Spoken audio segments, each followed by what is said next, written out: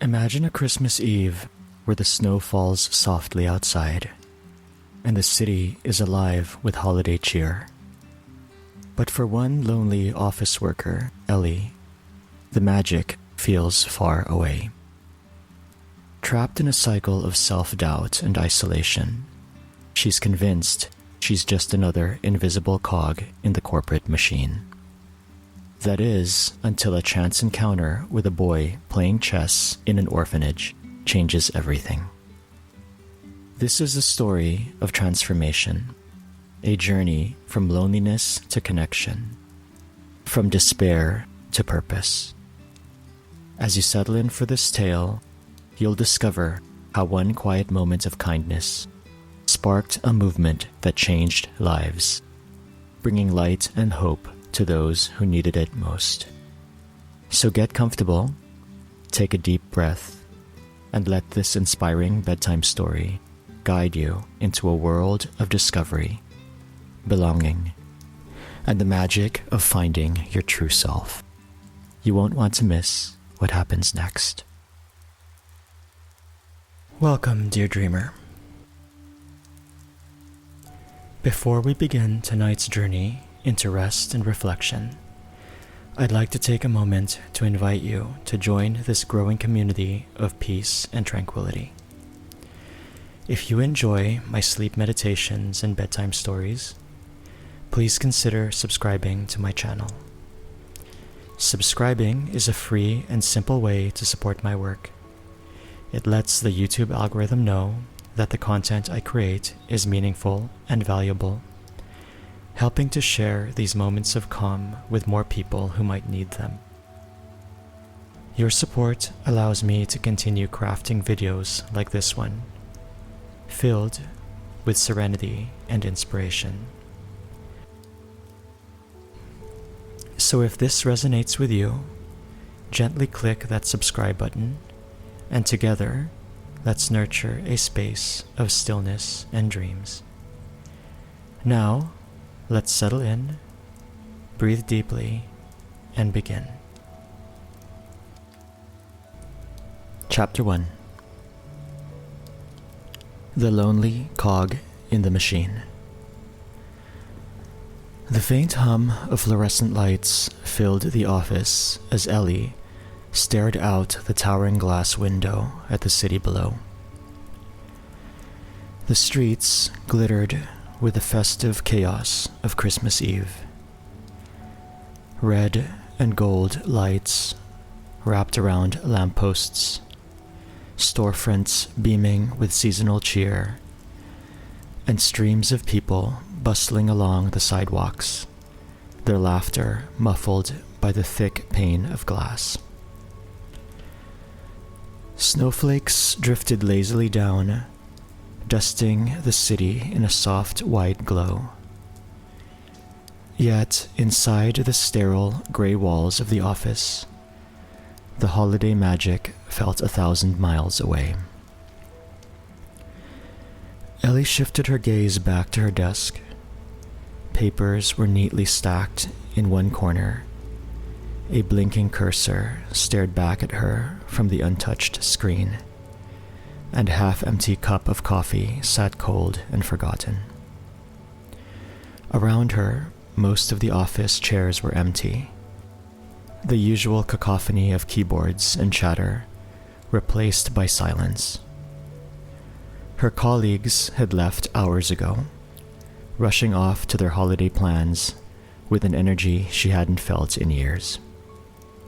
"It's going to be magical," Anna from marketing had gushed earlier, with her hands waving as she detailed her trip to Vermont with her family. "We've rented this cozy cabin, fireplace, hot chocolate, the works.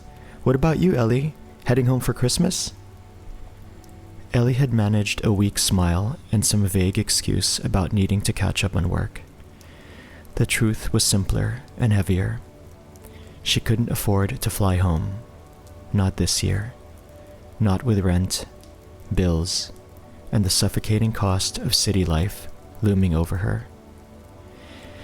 So here she was, alone in a city that felt indifferent to her existence, with nothing but an empty apartment and a frozen meal waiting for her. She turned back to the window, pressing her fingertips lightly against the cold glass. Down below, the world seemed so full of life. Children tugged at their parents' coats. Couples held hands as they wandered from one glowing shop to the next, and a group of carolers sang on the corner, their voices carrying faintly upward through the quiet night.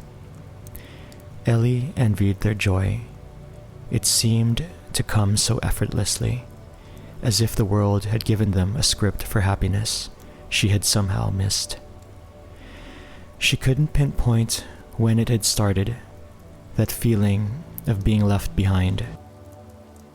Maybe it was when she had taken this job, stepping into the endless grind of meetings, spreadsheets, and corporate hierarchies. Or maybe it was earlier, in college, when she realized she wasn't exceptional, just average, lost in a sea of rising stars. Whatever the cause, the result was the same.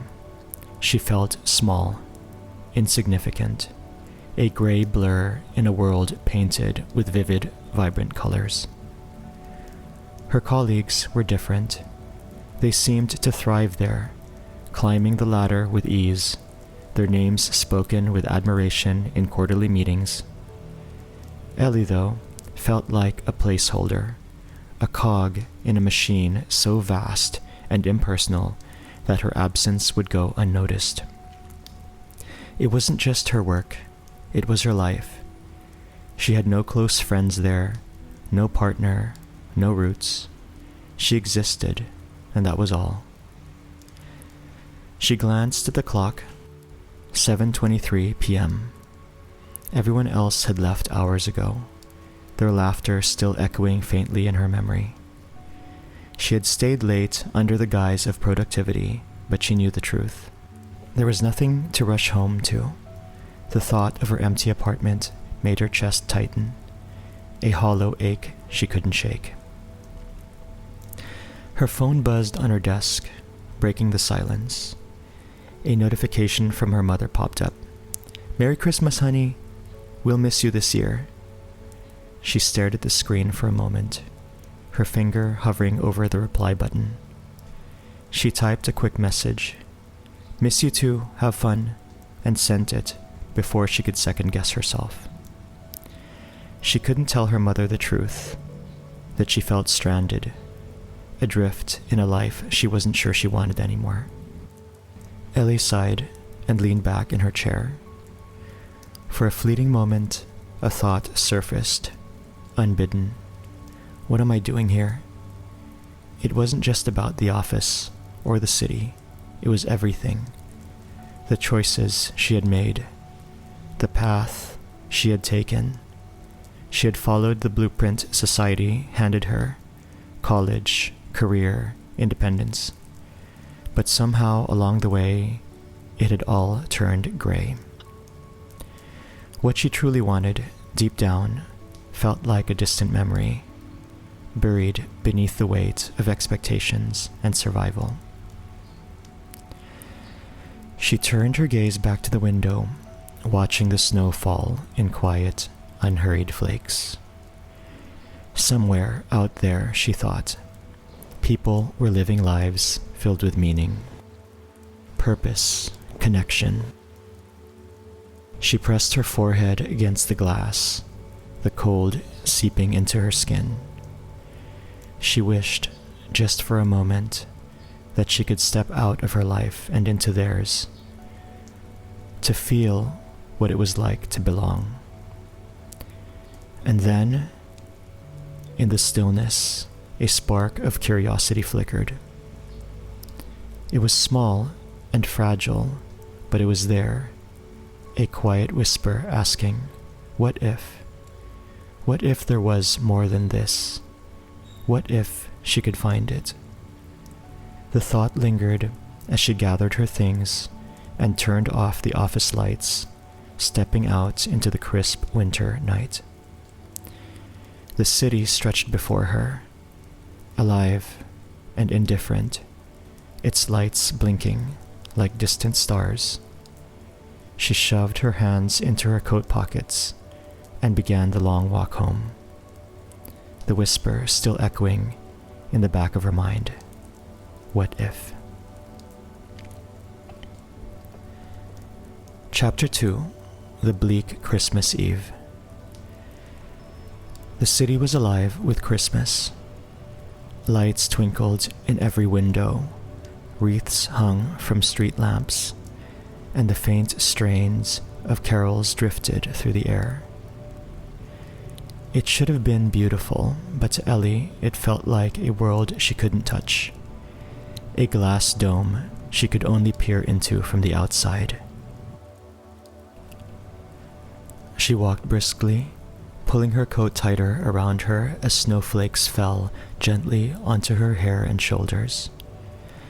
Around her, the streets buzzed with life.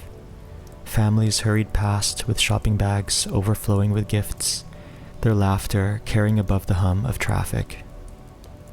Couples strolled hand in hand, their cheeks flushed from the cold, their faces lit with quiet joy. A group of teenagers skated on a frozen pond in the park, their shouts of excitement echoing into the night. Ellie kept her head down, her boots crunching softly against the freshly fallen snow. She felt invisible, like a shadow passing through a world that didn't see her. It was a strange kind of loneliness, not just the absence of company, but the feeling that she didn't belong anywhere. Her thoughts drifted to Christmases past, the ones she used to spend with her family. She could almost hear her mother's laughter, her father's off-key caroling, the crackle of the fire in her living room. She could picture the tree they decorated together, the ornaments, a mismatched collection of memories. It felt like another life now, a world that had slipped away from her the moment she moved to the city. She had told herself it was the right choice, that building a career meant sacrifices. But as the years passed, the sacrifices felt heavier, and the rewards felt smaller. The familiar ache in her chest deepened as she turned the corner onto a quieter street. The glow of the city faded slightly here, replaced by the soft yellow light of street lamps. As she walked slowly, her eyes scanning the windows of the buildings she passed. Most were dark, but one, just ahead, caught her attention. It was a small orphanage, its windows glowing warmly against the cold night. Ellie paused, drawn to the scene inside. The room was simple but inviting, with garlands of evergreen hanging from the walls and a modest Christmas tree twinkling in the corner. Children were gathered around a long table, playing games and laughing softly. But it wasn't the group that held her gaze. It was the boy sitting alone at the far end of the room.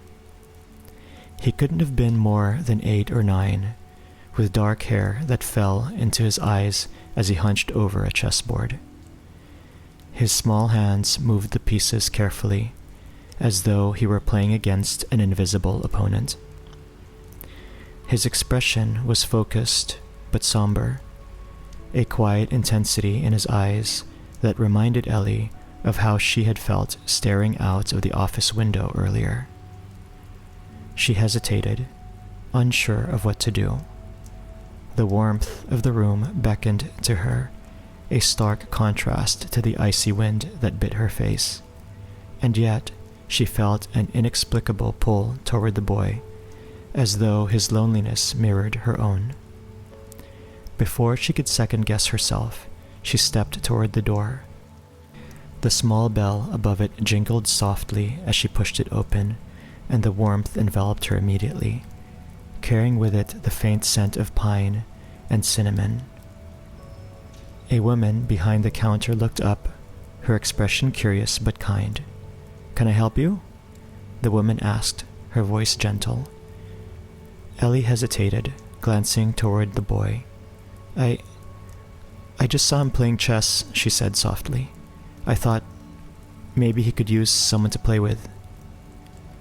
The woman's face softened into a smile. "I think he'd like that," she said, stepping aside to let Ellie through.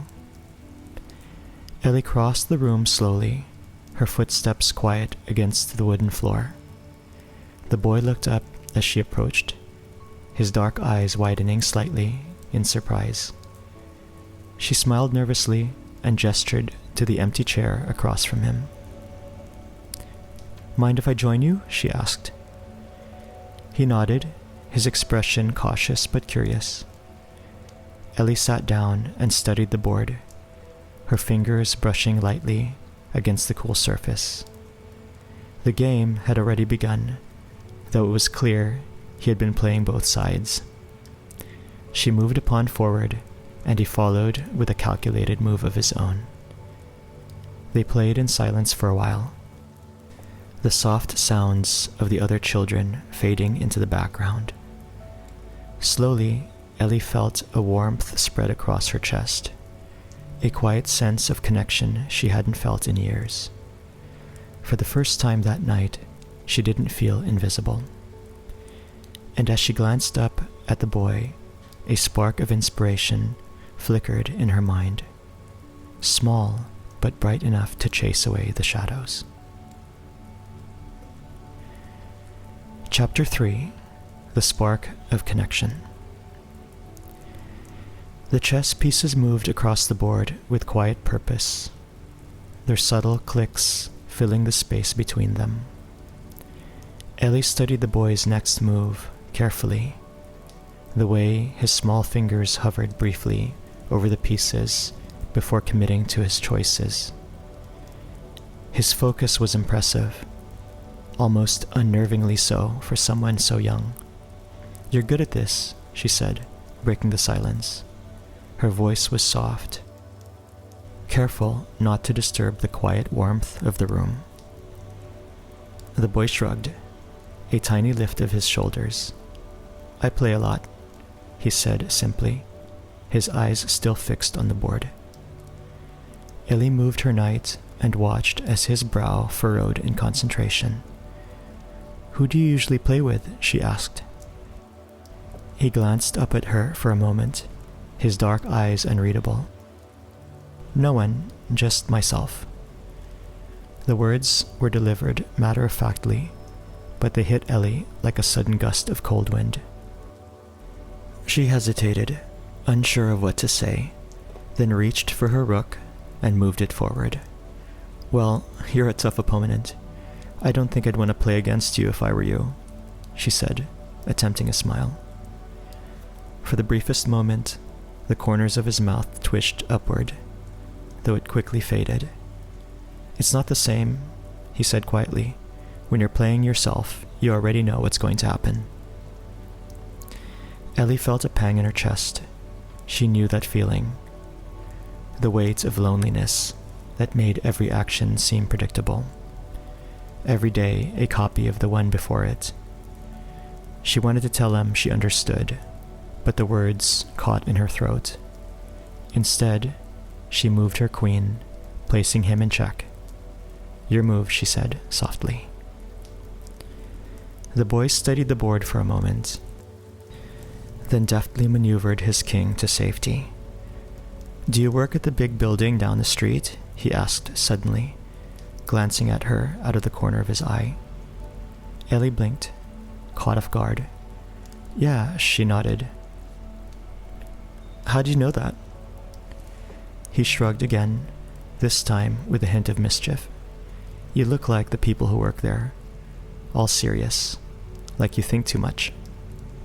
A laugh escaped her before she could stop it, and the sound surprised even her. "I guess I do think too much," she admitted. "What about you? What do you think about?"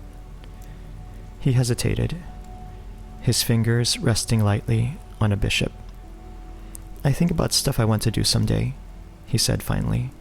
"Like, invent things. Robots and stuff. Cool things that can help people." Ellie leaned back in her chair, studying him with a newfound curiosity. That's a big dream, she said. Do you have any ideas yet? He nodded, his face lighting up for the first time. Lots. I've been drawing them up in this notebook I have. I want to build something that helps people not feel alone. The way he said it, so straightforward and raw, left Ellie momentarily speechless. She thought about the empty apartment waiting for her, the long hours she spent in an office where she felt invisible, the years she had spent searching for something, anything, that made her feel like she belonged. The boy's words tugged at something deep inside her, something she hadn't let herself feel in a long time.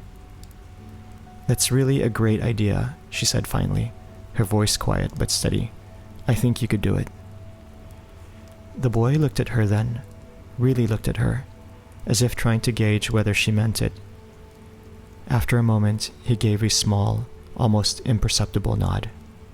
Maybe, he said, his voice soft. They played in silence for a while longer, the room around them fading into the background.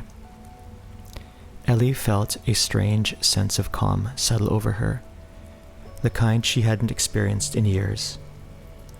It wasn't just the chess game, or even the boys' company. It was the feeling that, for the first time in a long time, she was doing something that mattered. When the game finally ended, him the clear victor, Ellie sat back and smiled. You're definitely better than me, she said. I guess I'll have to practice.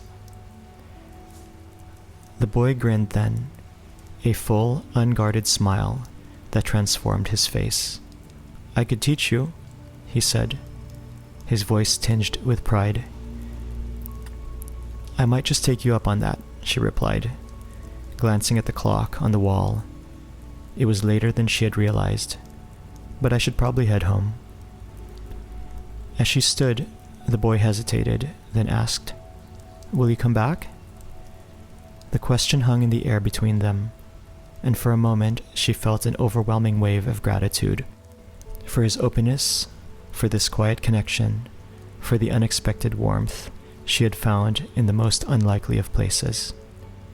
She crouched down to meet his gaze. I will, she said softly. I promise. As Ellie stepped back out into the snowy night, the cold air hit her face, but this time it felt invigorating rather than numbing. She pulled her coat tighter and began the walk home, her thoughts swirling like snowflakes drifting around her.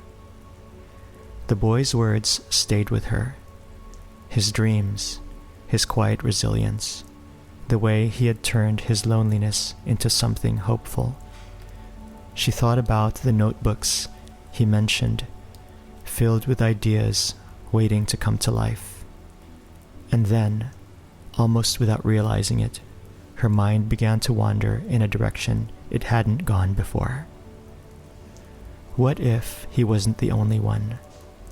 What if there were other kids out there, just like him, with big dreams and no one to guide them?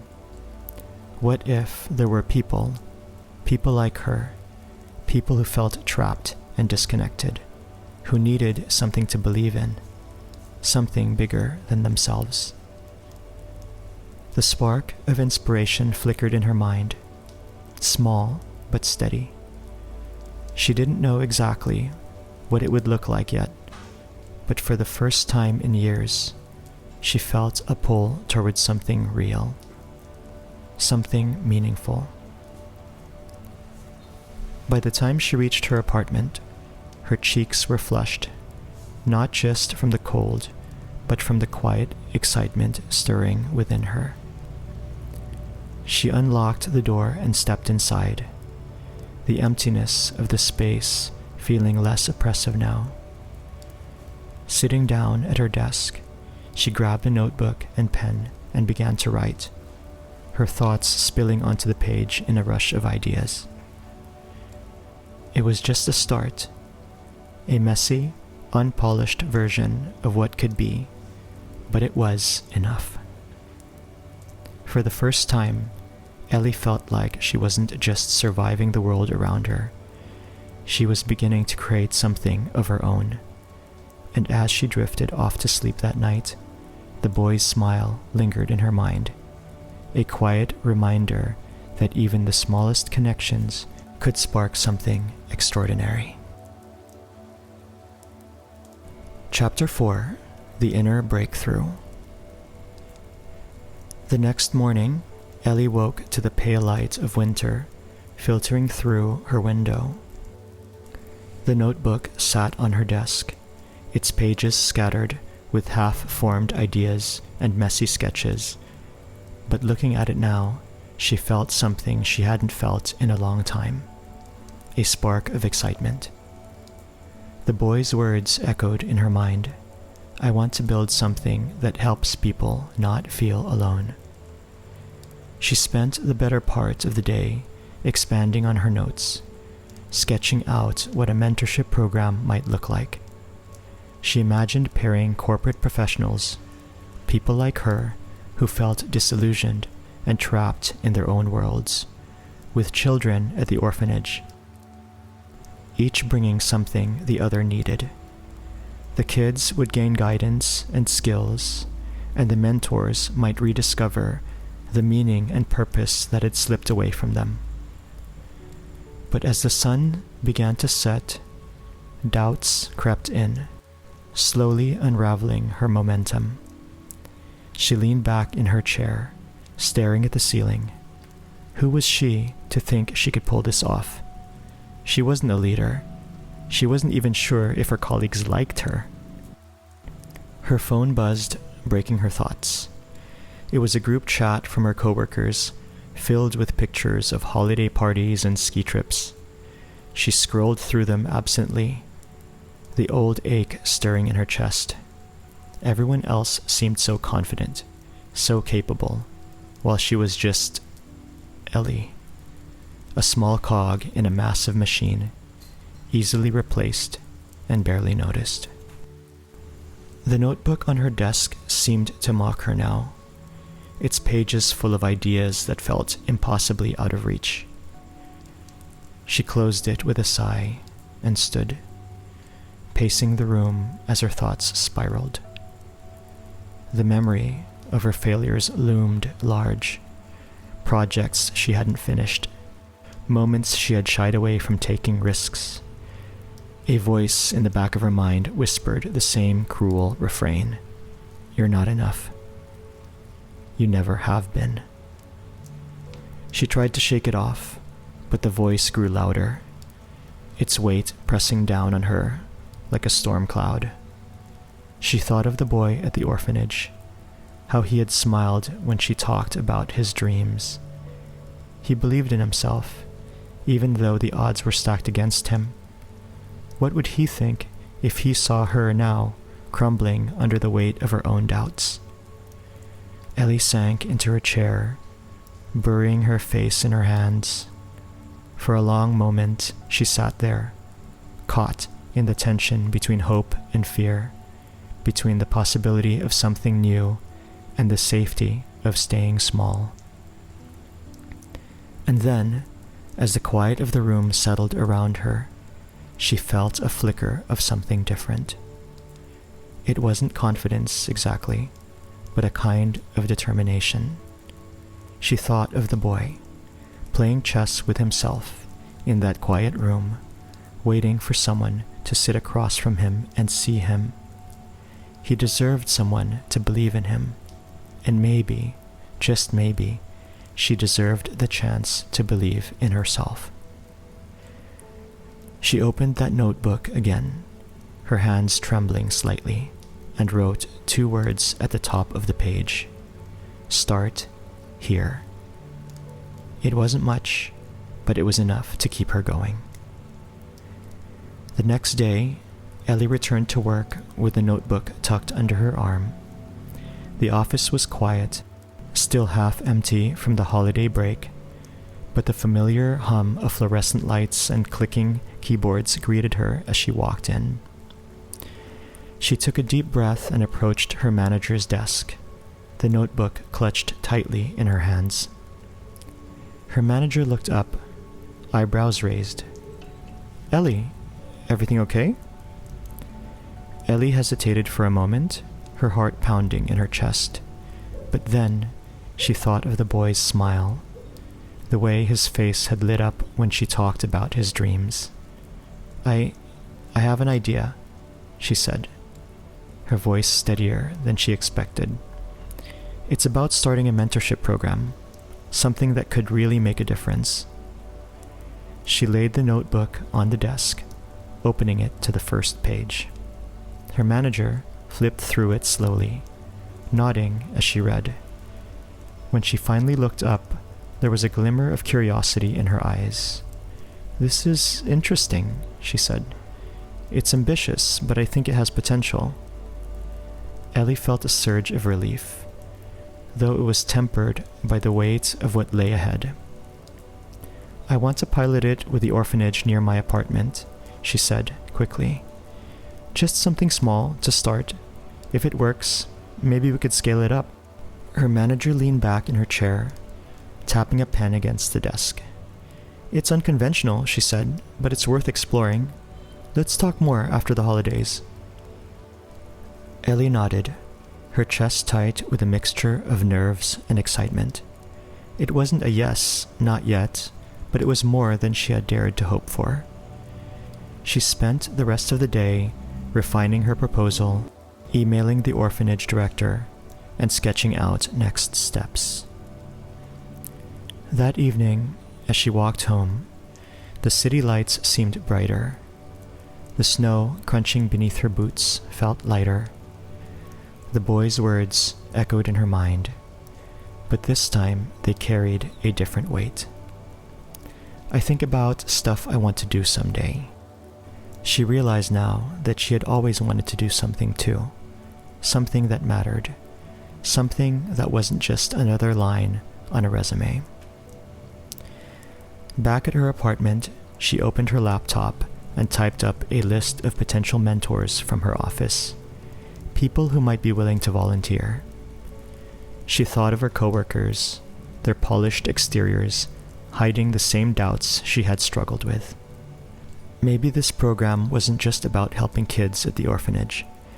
Maybe it was about helping all of them, herself included, find something bigger than the narrow confines of their lives. For the first time in years, she felt a sense of purpose.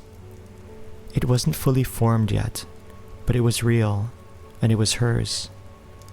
And as she sat in the soft glow of her desk lamp, the storm cloud that had hovered over her for so long began to lift, letting in the first glimmers of light.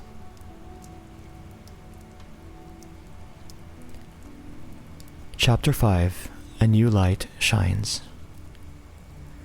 The warm breeze carried the scent of blooming jasmine as Ellie stood outside the orphanage, the soft hum of summer crickets filling the evening air.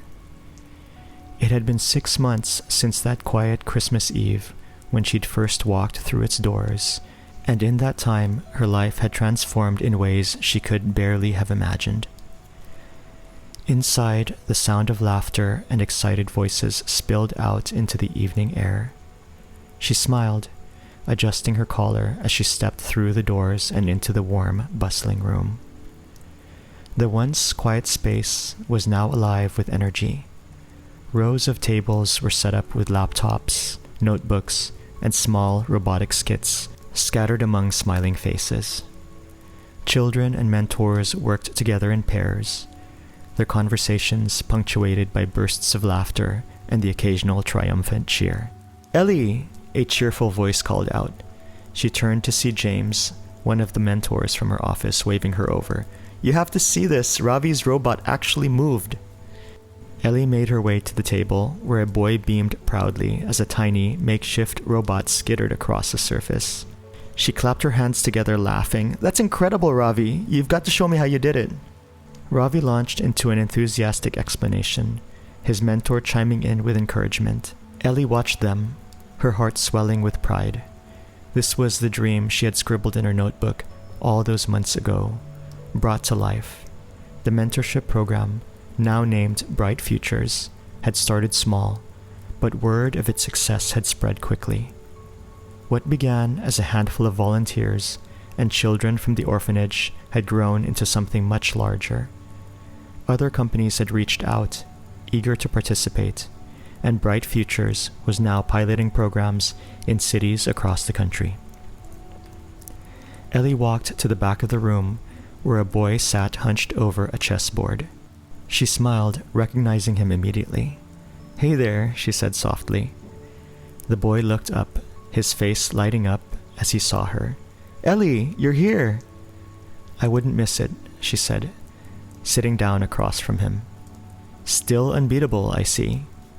He grinned, but then his expression turned serious.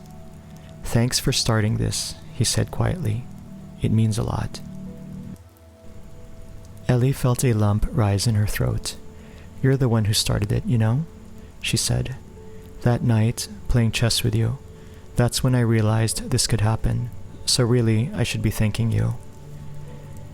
He looked down, his cheeks flushing slightly, and Ellie reached across the table to squeeze his hand. "You're going to do amazing things," she said. "I know it." Later that evening, Ellie found herself back in her apartment, preparing for something she still couldn't quite believe was happening. On her desk was a neatly written speech, the words carefully chosen to reflect the journey she had been on. Tonight, she would be speaking at a TED conference, sharing the story of Bright Futures with an audience of thousands. As she stood backstage, waiting for her turn to step into the spotlight, a wave of nerves washed over her. But then she thought about the boy, about the chess game that had started it all, and the countless connections that had grown from that single moment of kindness.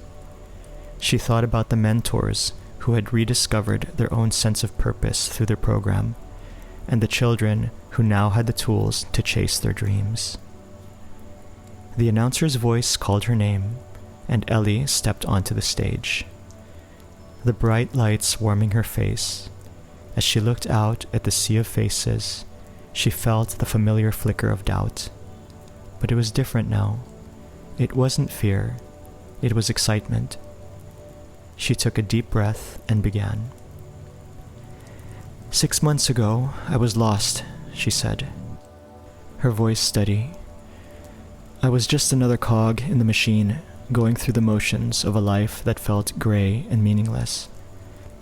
I thought that was all there was for me, but then, one small moment changed everything." She told them about the orphanage, the boy, the spark of inspiration that had ignited the program. She talked about the challenges she had faced, her own self-doubt, the fears that had almost stopped her from starting, and how she had learned to let go of the limiting beliefs that had held her back for so long.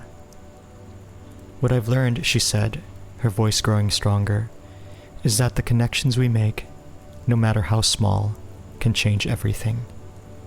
They can remind us of who we are, of what we're capable of, and of the light we carry within us, even when we can't see it ourselves." As she finished her speech, the room erupted into applause. Ellie stood there for a moment, her heart full, as the realization washed over her. She was no longer that lonely, invisible office worker. She had found her place, her purpose, and her light. That night, as she walked home under the soft glow of city lights, Ellie felt a profound sense of peace. The warmth of the summer evening wrapped around her like a gentle embrace. The scent of blooming flowers lingered in the air. She thought about the life she had built, the people she had met, and the countless lives she had touched. For the first time, she didn't feel like a cog in the machine. She felt whole, connected, alive. As she reached her apartment, she paused to look up at the sky, where stars shimmered faintly in the hazy summer night. Somewhere out there, she thought, other people were searching for their own light, and maybe, just maybe, her story could help them find it. Smiling to herself, she turned and stepped inside, the warmth of home wrapping around her like a soft, familiar embrace.